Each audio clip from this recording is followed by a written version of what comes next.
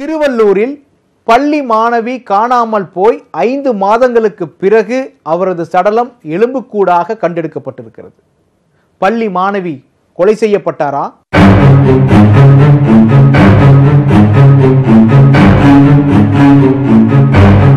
திருவள்ளூர் மாவட்டம் புதுக்கீச்சலம் கிராமத்தில் உள்ள ஓடையில் சிதறிய நிலையில் எலும்புக்கூடுகள் கிடந்துள்ளது.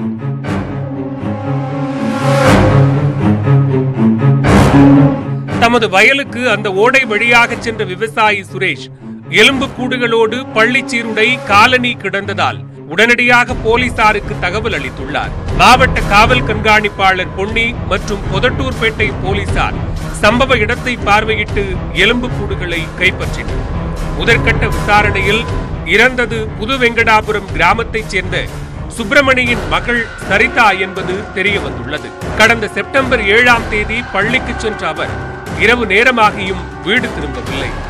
அக்கம் பக்கம் வீடுகளில் தேடி பார்த்த பெற்றோர் இறுதியாக பொதட்டூர்பேட்டை காவல் நிலையத்தில் புகார் அளித்துள்ளனர்.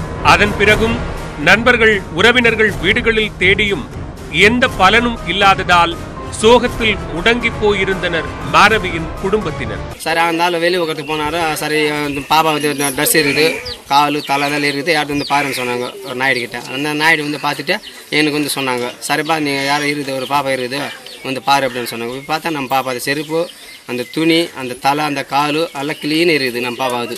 அப்போல்லாம் நைட்டெல்லாம் அங்கே தோக்கெல்லாம் இருந்தாங்க. போலீஸால் ஒரு 50 பேர் வந்தாங்க நைட்டு காலையில் இருந்தாங்க.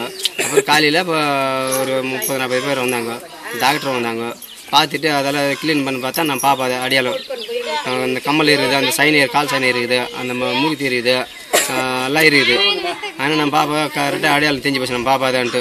அந்த போலீஸ் வந்து நடவடிக்கை எடுக்கணும். இப்போ யார் செஞ்சாங்க, இது என்ன ஆச்சு, எது அந்த குறிப்பிட்டும் நம்ம கிட்ட சொல்லணும். வந்து பள்ளிக்கு சென்ற மாணவி தற்போது எலும்பு கூடாக கண்டெடுக்கப்பட்ட இந்த சம்பவம் அப்பகுதியில் பதற்றத்தை ஏற்படுத்தியுள்ளது.